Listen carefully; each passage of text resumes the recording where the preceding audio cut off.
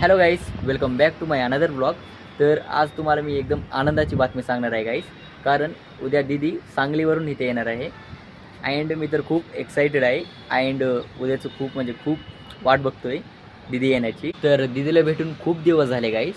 त्याच्यामुळं उद्या दीदीसोबतच्या पूर्ण दिवस मी ब्लॉगमध्ये दाखवणार आहे गाईस.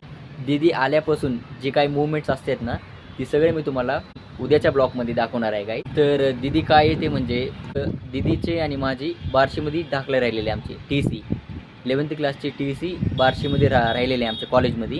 तर त्यामुळे दीदी येणार आहे सांगलीमधून. तर दीदी आल्यावर दीदी आणि मी आम्ही दोघं मिळून जाणार आहे बार्शीला.